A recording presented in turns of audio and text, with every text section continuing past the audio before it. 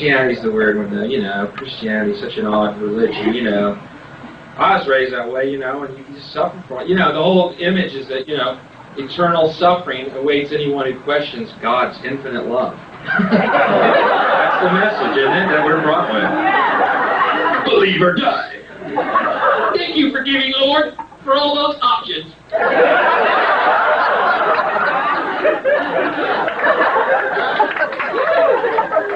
It's a weird belief, man. People. Another big issue that happened over there, at least in England, it was huge. I don't know if it was here because I wasn't here. Was women priests. What do y'all think of that? Women priests. I say, why not? You know, why not?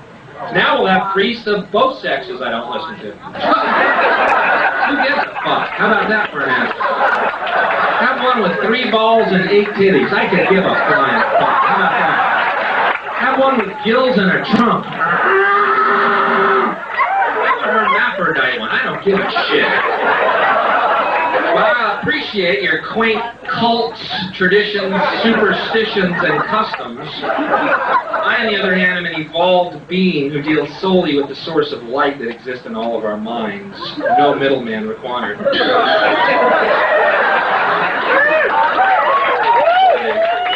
Living God.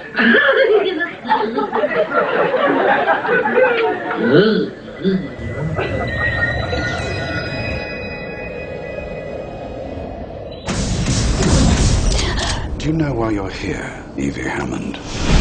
You're being formally charged with conspiracy to commit treason, terrorism, and sedition, the penalty for which is death by firing squad. You have one chance, and only one chance, to save your life. You must tell us the identity or whereabouts of Codename V. Do you understand what I'm telling you? Yes. Are you ready to cooperate? No.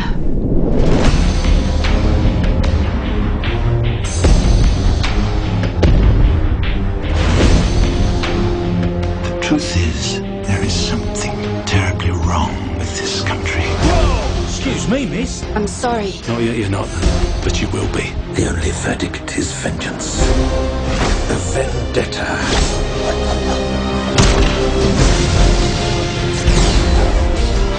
If our own government was responsible for the deaths of 100,000 people, would you really want to know?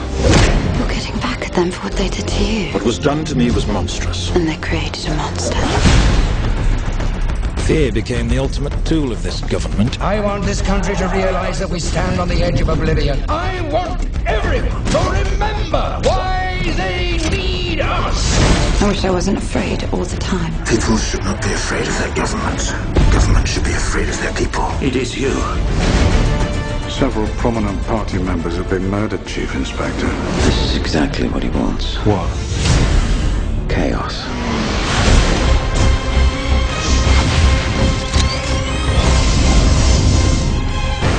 Beneath this mask, there's more than flesh. There is an idea, Mr. Creedley, and ideas are bulletproof.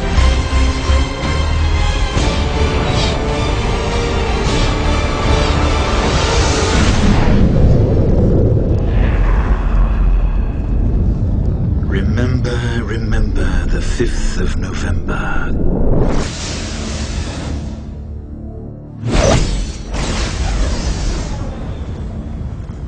Mr. Dascom, what we need right now is a clear message to the people of this country. This message must be read in every newspaper, heard on every radio, seen on every television. This message must resound throughout the entire interlink. I want this country to realize that we stand on the edge of oblivion.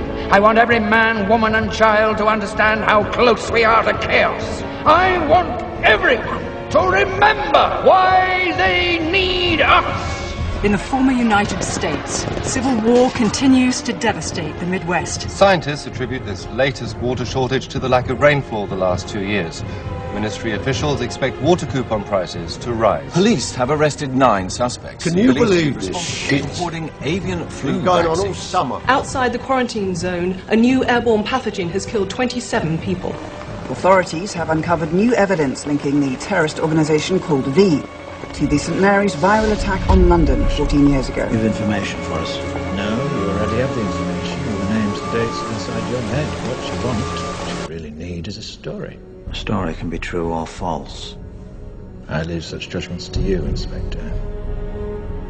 Our story begins, as these stories often do, with a young, up-and-coming politician.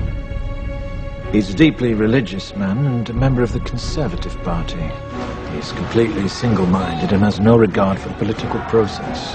The more power he attains, the more obvious his zealotry, and the more aggressive his supporters become. Eventually, his party launches a special project in the name of national security. At first, it's believed to be a search for biological weapons, and it's pursued without regard to its cost. However, the true goal of this project is power, complete and total hegemonic domination.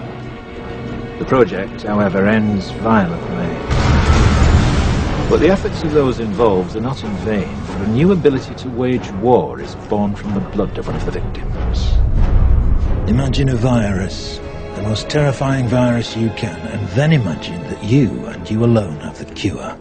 But if your ultimate goal is power, how best to use such a weapon? Well, it's at this point in our story that along comes a spider.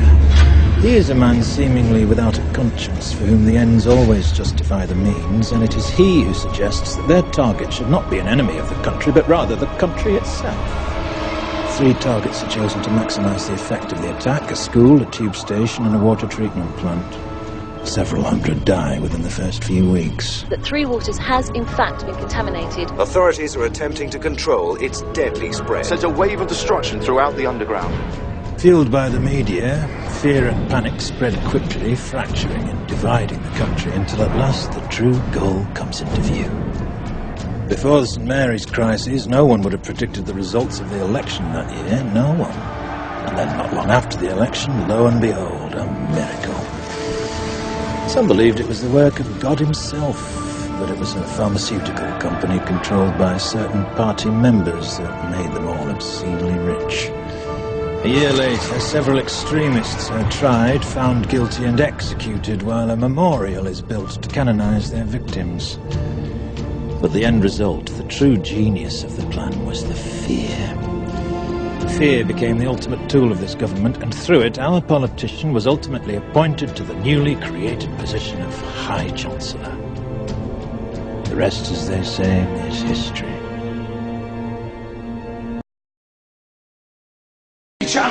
I do, like many of you, appreciate the comforts of the everyday routine, the security of the familiar, the tranquility, repetition.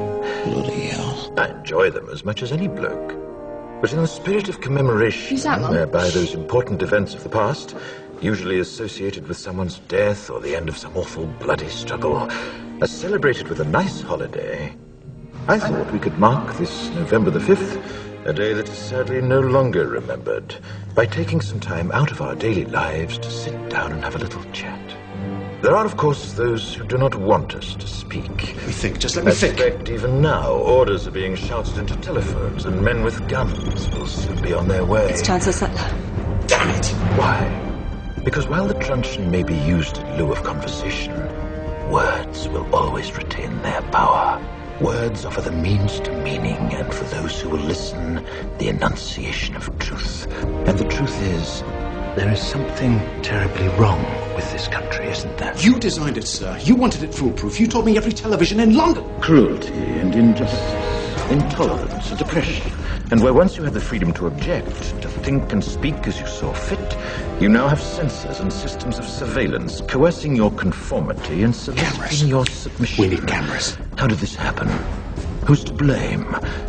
Well, certainly there are those who are more responsible than others, and they will be held accountable. But again, truth be told, if you're looking for the guilty, you need only look into a mirror. I know why you did it. I know you were afraid. Who wouldn't be? War, terror, disease. There were a myriad of problems which conspired to corrupt your reason and rob you of your common sense. Fear got the best of you, and in your panic you turned to the now High Chancellor Adam Sutler. He promised you order, he promised you peace, and all he demanded in return was your silent, obedient consent. Inspector, you're almost through. Last night I sought to end that silence. Last night I destroyed the Old Bailey to remind this country of what it has forgotten. More than 400 years ago, a great citizen wished to embed the 5th of November forever in our memory. His hope was to remind the world that fairness, justice, and freedom are more than words. They are perspectives. So if you've seen nothing, if the crimes of this government remain unknown to you, then I would suggest that you allow the 5th of November to pass unmarked. But if you see what I see, if you feel as I feel, and if you would seek as I seek, then I ask you to stand beside me 1 year from tonight, outside the gates of Parliament, and together we shall give them a 5th of November that shall never, ever be forgotten.